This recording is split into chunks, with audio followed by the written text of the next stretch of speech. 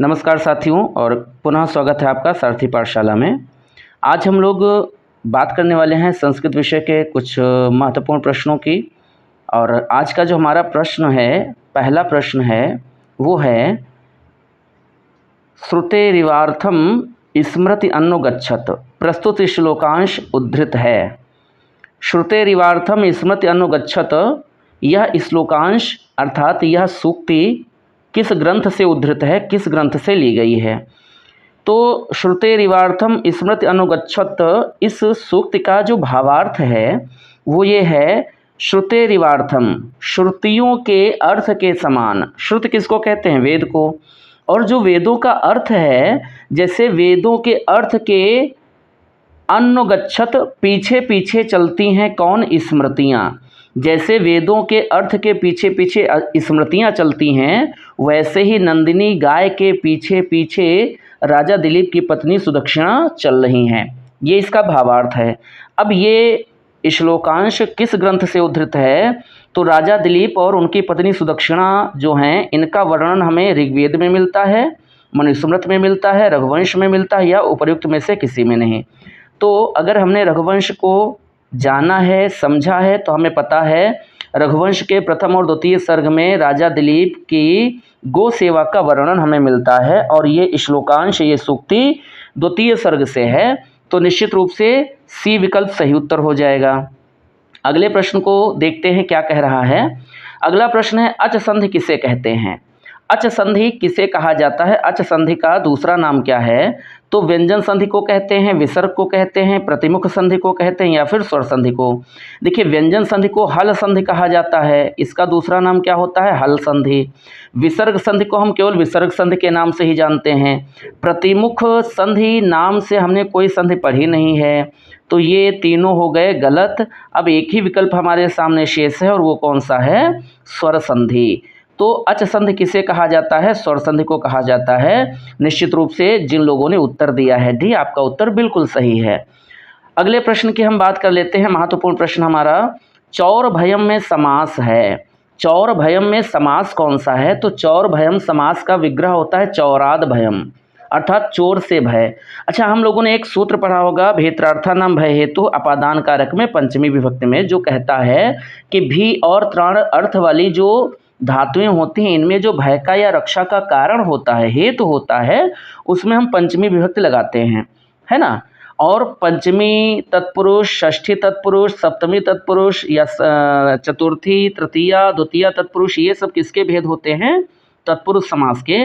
तो चौर भयम में समास कौन सा हो जाएगा? निश्चित रूप से तत्पुरुष समास हो जाएगा। और तत्पुरुष समास का भेद कौन सा है? तो पंचमी तत्पुरुष है। ठीक है, बी विकल्प सही उत्तर है। तीसरे प्रश्न का चौथा प्रश्न क्या कह रहा है? कौन सा वाक्य शुद्ध है? अब आपको बताना है कि दिए गए जो चार वाक्य हैं, इनमें से कौन सा वाक्य सही है। मम न रोचते मोदकम, माम न रोचते मोदकम, मह्यम न रोचते मोदकम, और मत न रोचते मोदकम। यहाँ पर ध्यान दीजिए, यहाँ पर आपको एक चीज़ कॉमन दिख रही होगी, हर वाक्य में रोचते आया हुआ है। हर वाक्य में, हर विकल्प में रोचते आया है। एक संप्रदान कारक का सूत्र है, रुच्यर्था नाम प्रियमाणः, अर्थात रुचि अर्थ वाली जो धातुएं होती हैं, उनमें जो प्रियमाण व्यक्ति होता है, प्रसन्न होने वाला व्यक्ति होता है, उस प्रियमाण व्यक्ति में विभक्ति कौन सी लगती है? तो विभक्ति लगती है चतुर्थी। कौन सी विभक्ति लगती है? बोलिए। चतुर्थी लगती है। जिस व्यक्ति को प्रसन्नता मिलती है उसमें चतुर्थी होती है। और हम चारों विकल्पों में देख रहे हैं रोचते रोचते आ रहा है, मतलब रुच अर्थ वाली क्रिया है यहाँ पर, और रुचि अर्थ वाली क्रिया में चतुर्थी का प्रयोग किया जाता है। और इस आधार पर हम कह सकते हैं चतुर्थी केवल एक विकल्प में आई है, मह्यम न रोचते मोदकम, मुझे लड्डू अच्छे नहीं लगते हैं। तो निश्चित रूप से सही उत्तर हमारा क्या हो जाएगा? सी हो जाएगा। चौथे प्रश्न का सी विकल्प सही है, तीसरा विकल्प सही है। अश्वात रामः अपतत, पांचवा प्रश्न कह रहा है अश्वात रामः अपतत, अश्व से राम गिरता है। राम अश्व से मतलब घोड़े से गिरता है। अच्छा, राम घोड़े से जब गिरता है तो घोड़े से अलग हो रहा है, और अलग होने में विभक्ति कौन सी होती है, कारक कौन सा होता है? तो हमको पता है अलगाव में जो अपने स्थान पर अडिग रहता है उसमें कारक होता है अपादान, और अपादान कारक जिसमें होता है उसमें हम विभक्ति कौन सी लगाते हैं? पंचमी लगाते हैं। अब देखिए प्रश्न क्या कह रहा है, अश्वाथ रामः अपतत, इस वाक्य में आए हुए अश्वाथ पद में कौन सी विभक्ति है? तो निश्चित रूप से यहाँ पर पंचमी विभक्ति सही उत्तर हो जाएगा, बी विकल्प सही उत्तर हो जाएगा। अगला प्रश्न, और अगला प्रश्न क्या कह रहा है, उपगंगम में समास है। उपगंगम में समास कौन सा है? तो उपगंगम में देखिए पहला पद क्या है, उप है, और उप क्या है, उपसर्ग है। उपसर्ग क्या होता है, अव्यय का भेद होता है, मतलब अव्यय होता है। और हमने समास में पढ़ा है कि जिस समास में पहला पद प्रधान हो और प्रायः अव्यय हो तथा समस्त पद नपुंसकलिंग एक वचनांत हो, वहाँ पर समास कौन सा होता है, अव्ययी भाव समास होता है। तो निश्चित रूप से ए विकल्प सही उत्तर हो जाएगा। उपगंगम में समास कौन सा है, अव्ययी भाव है। और इसका विग्रह अगर करना हो तो इसका विग्रह क्या होता है, गंगायाः समीपम, गंगा के समीप। अगले प्रश्न की ओर हम बढ़ चलते हैं और हमारा महत्वपूर्ण प्रश्न है, खादितः में धातु है।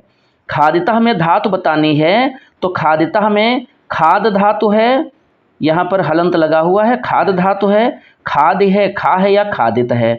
तो खादितः में देखिए खाद नाम की कोई धातु हमने नहीं पढ़ी है, ना तो हमने खाद धातु पढ़ी है ना खादित पढ़ी है।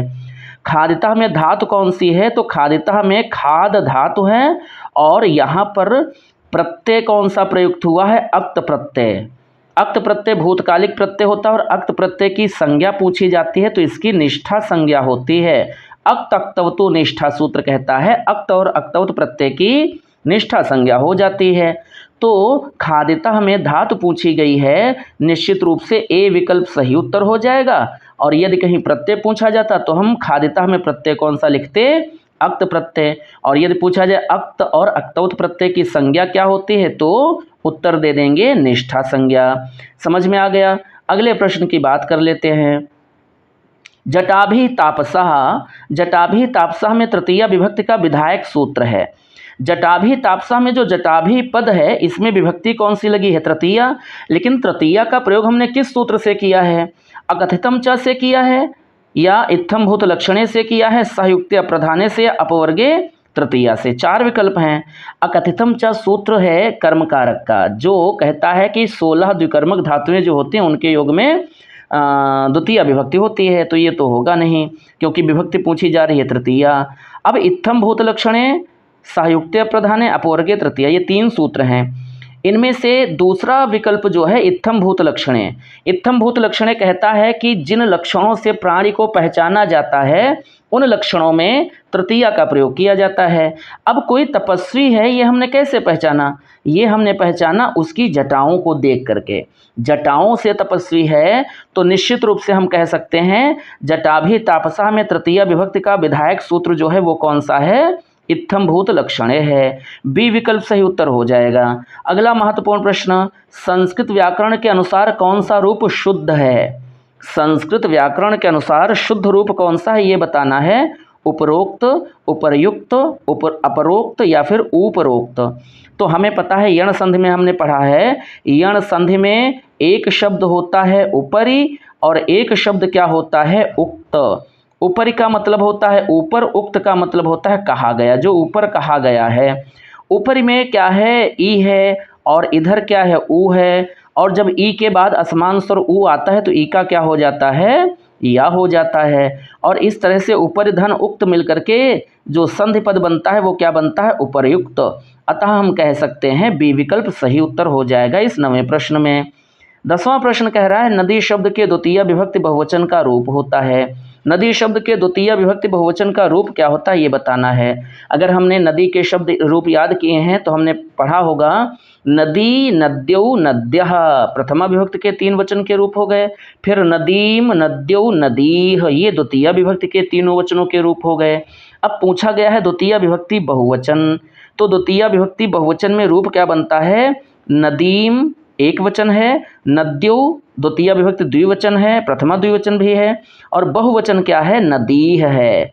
तो निश्चित रूप से यहाँ पर जितने लोगों ने उत्तर दे दिया है सी, आपका उत्तर बिल्कुल सही है, नदीम, नद्यौ, नदीह, सी विकल्प सही उत्तर हो जाएगा।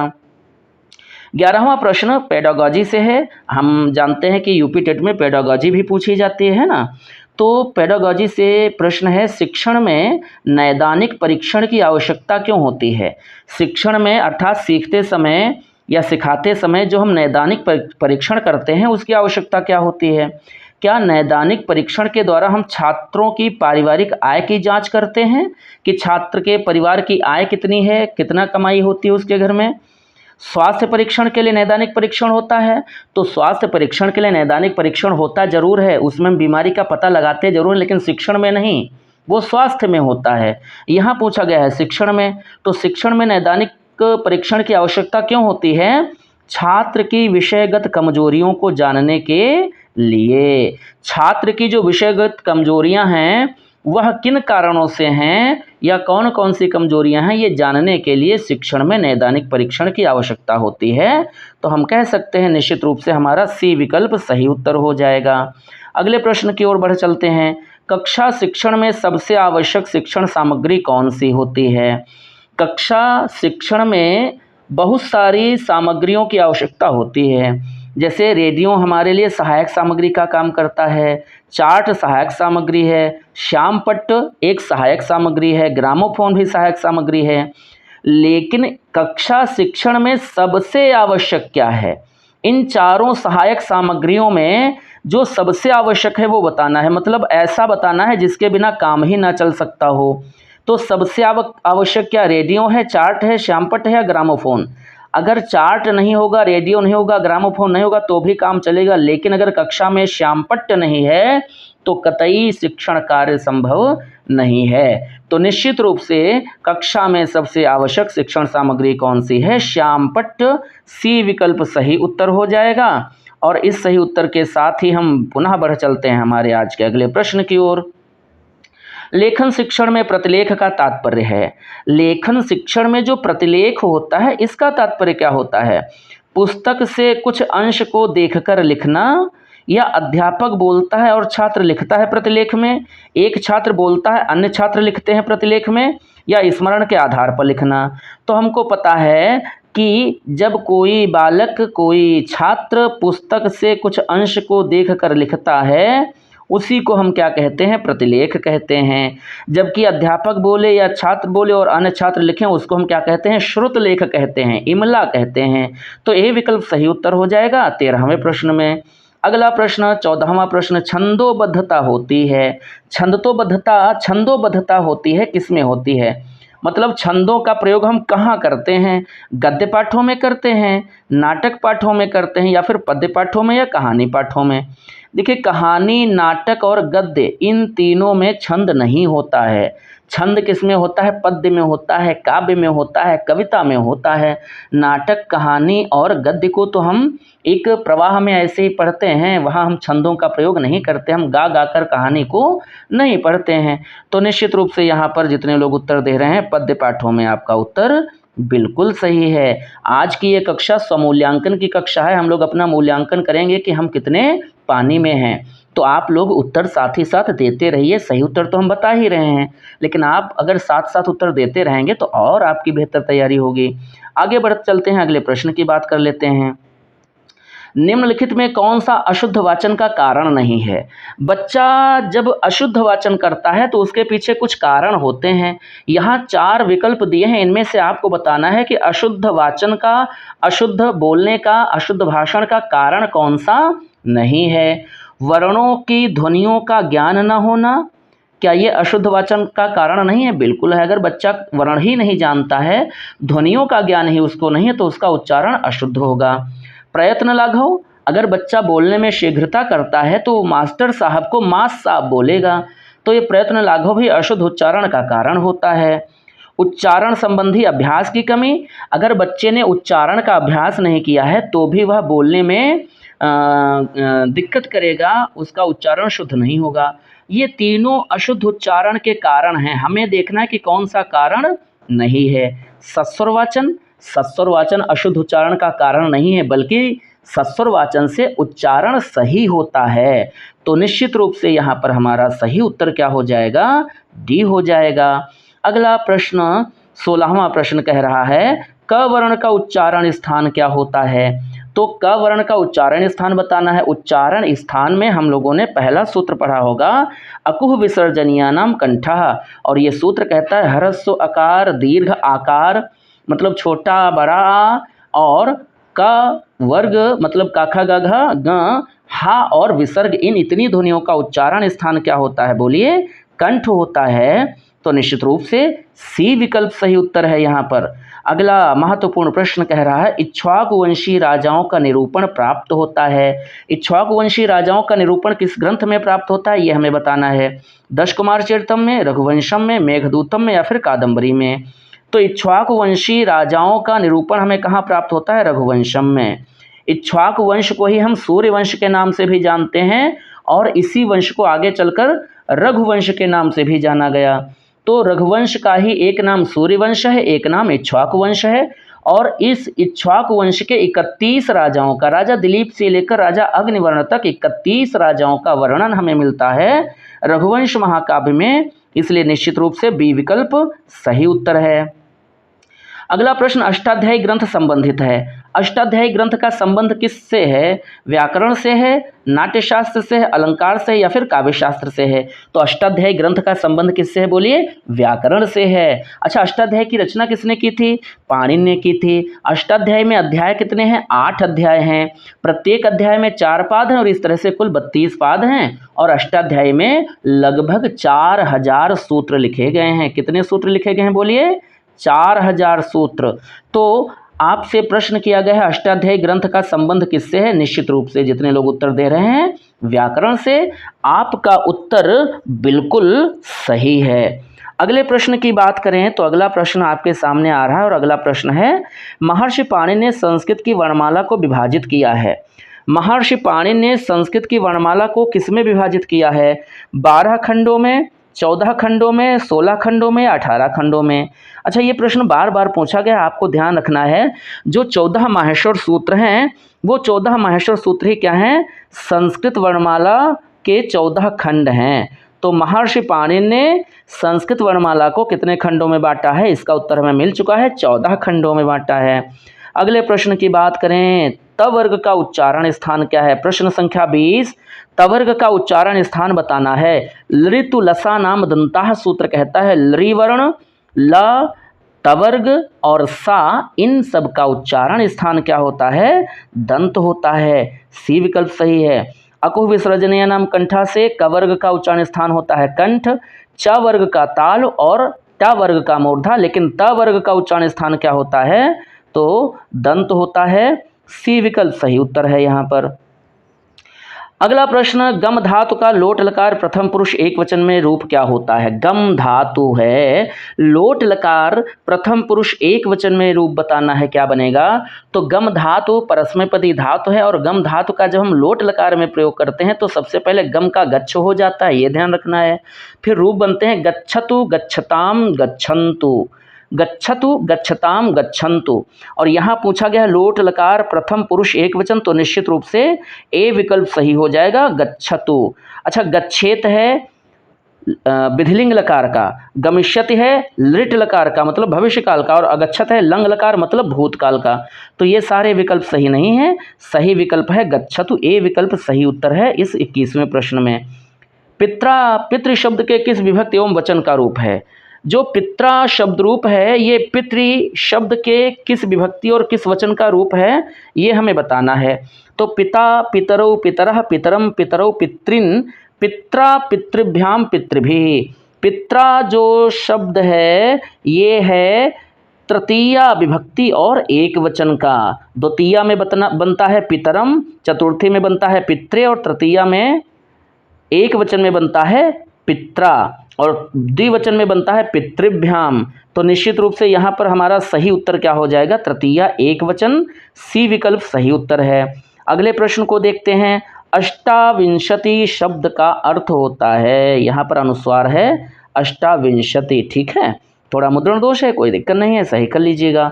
अष्टाविंशति शब्द का अर्थ होता है 18 होता है क्या, नहीं, 18 को हम क्या कहते हैं, अष्टादश कहते हैं। 38 को अष्टात्रिंशत कहते हैं, 48 को अष्टाचत्वारिंशत् कहते हैं और अष्टाविंशति किसको कहते हैं? तो अष्ट माने 8, विंशत माने 20, 20 और 8 क्या हो जाएगा? 28 हो जाएगा। 23 का बी विकल्प सही है। अगला प्रश्न, पावकः शब्द का संधि विच्छेद होता है। पावकः शब्द का संधि विच्छेद क्या होता है ये बताना है। तो पावकः शब्द का संधि विच्छेद प प्लस आवकः होगा, पा प्लस आवकः होगा, या पौ प्लस अकः, या पो प्लस अकः। तो हमने अयाद संधि पढ़ी होगी और अयाद संधि में सूत्र होता है एचो यवा यावह, और सूत्र कहता है कि जब औ के बाद कोई भी स्वर आता है तो औ का क्या हो जाता है? औ का आव हो जाता है। क्या होता है? औ का आव। और पावक का संधि विच्छेद होता है पौ धन अकः। पौ में जो औ है इसके बाद आ है तो औ का क्या हो जाता है? आव हो जाता है। और इस तरह से पौ धन अकः क्या बनता है? बोलिए, पावकः। तो निश्चित रूप से आपका सी विकल्प सही उत्तर है इस 24वें प्रश्न में। अगला महत्वपूर्ण प्रश्न, जगदीशः में किस सूत्र से संधि हुई है? जगदीशः, जगदीशः का संधि विच्छेद होता है जगत प्लस ईशः। और जगत प्लस ईशः ये दोनों पद जब हम जोड़ते हैं इसमें परिवर्तन होता है ता में, और ता के बाद कोई स्वर, इसलिए ता का क्या हो जाता है? दा। पदांत का वर्ण अपने ही वर्ग के तीसरे वर्ण में बदल जाता है। लेकिन हमसे कुछ पूछा तो गया नहीं है। हमसे क्या पूछा गया है कि जगदीशः में किस सूत्र से संधि हुई है? तो तोरली, मौनुस्वार, खरिचा या फिर झलाम जशोन्ते। तोरली सूत्र जो है ये लत्व संधि का, ये कहता है कि तवर्ग के बाद अगर ला होगा तो तवर्ग ला में बदलेगा। मोनुस्वार सूत्र कहता है कि अगर पदांत माँ के बाद कोई व्यंजन आएगा तो मोनुस्वार सूत्र से माँ का अनुस्वार बन जाएगा। खरिचा ये सघोष व्यंजन की बात कर क्षमा चाहेंगे अघोष व्यंजन की बात करता है। खर प्रत्याहार में अघोष व्यंजन आते हैं। अब एक ही सूत्र हमारे सामने शेष है, झलाम जशोन्ते। झलाम जशोन्ते कहता है कि अगर पदांत में झल प्रत्याहार का कोई वर्ण हो, और झल प्रत्याहार में वर्ण आते हैं प्रत्येक वर्ग के पहले, दूसरे, तीसरे, चौथे 4 वर्ण, 4 प्रत्येक वर्ग से, और 4 ऊष्म व्यंजन श, श, साहा। और ये इतने वर्ण अगर कहीं पद के अंत में हो, पदांत में हो, उसके बाद यदि कोई स्वर आता है, कोई सघोष व्यंजन आता है या कुछ भी नहीं आता है, हर स्थिति में झल जो है ये जश में बदलता है। झल के स्थान पर जश होता है, अर्थात पदांत का वर्ण अपने ही वर्ग के तीसरे वर्ण में होता है, बदलता है। इसीलिए यहाँ पर देखो जो जगत का ता था वो दा में बदल गया है। तो निश्चित रूप से जगदीशा में किस सूत्र से संधि हुई है? झलाम जशोन्ते से। डी विकल्प सही उत्तर है। अगला प्रश्न, 26वां प्रश्न, राम शब्द के तृतीया एक वचन का रूप होता है। राम शब्द का तृतीया विभक्ति एक वचन का रूप क्या बनता है ये हमें बताना है। तो रामः रामौ रामाः, रामम रामौ रामान, रामेण रामाभ्याम रामैः। तो जितने लोग यहाँ उत्तर दे रहे हैं तृतीया एक वचन में रूप क्या बनता है? रामेण। आपका उत्तर बिल्कुल सही है। अगला प्रश्न, 27वां प्रश्न, पठामः पठ धातु का रूप होता है। पठामह जो रूप है ये पठ धातु का है, लेकिन ये किस पुरुष किस वचन में होता है, किस लकार में होता है? तो पठ धातु का पठामह रूप बनता है लट लकार में, और उत्तम पुरुष में, और कहाँ बनता है? बहुवचन में। पठति पठता पठन्ति, पठसि पठता पठत, पठामि पठावः, और क्या बनता है? बोलिए, पठामह बनता है। तो निश्चित रूप से इस प्रश्न का सही उत्तर क्या हो जाएगा? ए विकल्प सही उत्तर हो जाएगा। अगले प्रश्न को देखते हैं। प्रश्न संख्या 28 है, दा धातु में अक्त्वा प्रत्यय का योग करने पर क्या बनता है? तो जब हम दा धातु में अक्त्वा प्रत्यय का प्रयोग करते हैं तो अक्त्वा के का लोप हो जाता है लशक तद्धिते सूत्र से इत संज्ञा होकर के, और बचता है केवल क्या? त्वा। और जब इस त्वा को हम दा के साथ जोड़ते हैं तो इसके पहले एक ता का और आगम होता है। तो इस तरह से दा धातु से अक्त्वा प्रत्यय का प्रयोग करने पर जो शब्द बनता है वो क्या बनता है? दत्वा बनता है। क्या बनता है? दत्वा बनता है। सी विकल्प सही उत्तर हो जाएगा।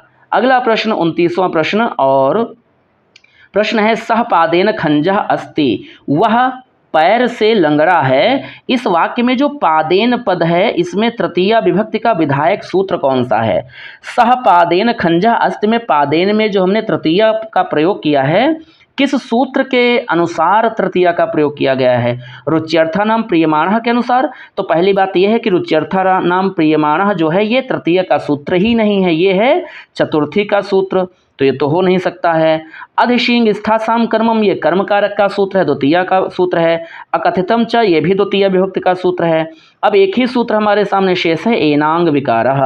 और एनांग विकारः कहता है कि शरीर में जिस अंग से विकार होता है, विकलांगता आती है, उस अंग में तृतीया का प्रयोग किया जाता है। तो पादेन के द्वारा, पैर के द्वारा विकलांगता आ रही है, लंगड़ेपन की, इसलिए पादेन में तृतीया का प्रयोग किया गया है। एनांग विकारः सूत्र से निश्चित रूप से बी विकल्प सही उत्तर है। 30वां प्रश्न आज की श्रृंखला का ये अंतिम प्रश्न। और 30वां प्रश्न, संस्कृत के प्रत्येक लकार में पुरुष होते हैं। संस्कृत के प्रत्येक लकार में, अच्छा पहले तो ये बताइए कि संस्कृत में लकार कितने होते हैं, जल्दी से बताइए कमेंट करके। संस्कृत में लकार कितने होते हैं? तो संस्कृत में 10 लकार होते हैं। अब आप कहेंगे कि हमने तो 5 ही पढ़े हैं। तो देखिए, संस्कृत में लकारों की कुल संख्या तो 10 होती है। अलग बात है कि हमारा जो सिलेबस है, या हम कहें इंटरमीडिएट तक का जो सिलेबस है, उसमें हमसे केवल 5 लकार ही पूछे जाते हैं, इसलिए हम लोग 5 ही लकार पढ़ते हैं। लेकिन कुल लकार कितने होते हैं? बोलिए, 10 होते हैं। अब संस्कृत में प्रत्येक लकार में पुरुष कितने होते हैं, ये हमसे प्रश्न किया जा रहा है। तो प्रत्येक लकार में पुरुष कितने होते हैं, यहाँ पर ध्यान दीजिए। सबसे पहली बात यह है कि पुरुष कितने हैं संस्कृत में, तो पुरुष हैं 3। कौन कौन से 3 पुरुष हैं? प्रथम पुरुष, मध्यम पुरुष और उत्तम पुरुष। प्रथम पुरुष में कौन आता है, मध्यम में कौन आता है, उत्तम में कौन आता है? तो उत्तम में आता है वक्ता या लेखक, मध्यम में आता है श्रोता या पाठक। वक्ता और लेखक के अतिरिक्त जो कुछ भी होता है वो सब किस में रहता है? प्रथम पुरुष में। अब प्रत्येक लकार में पुरुष कितने होते हैं? तो जब पुरुषों की संख्या कुल 3 है, तो प्रत्येक लकार में पुरुष कितने होते हैं? बोलिए, 3 होते हैं। बी विकल्प सही उत्तर हो जाएगा। और इस सही उत्तर के साथ ही आज की हमारी ये श्रृंखला यहीं पर होती है संपन्न। आज की श्रृंखला का आपने अगर थंबनेल देखा होगा, नाम है स्वमूल्यांकन। आप अपना मूल्यांकन आज कर रहे थे, तो अगर आपने अपना मूल्यांकन किया है तो कमेंट सेक्शन में आकर के कमेंट करके ज़रूर बताइएगा कि आज की इस श्रृंखला से कितने प्रश्न आपने सही किए हैं, कितने प्रश्न आपके सही हुए हैं। और हम पुनः इसी तरह के कुछ महत्वपूर्ण प्रश्नों के साथ मिलेंगे अगली क्लास में। तब तक आप पढ़ते रहिए, अपना ध्यान रखिए, स्वस्थ रहिए, व्यस्त रहिए, मस्त रहिए। बहुत बहुत धन्यवाद। नमस्कार।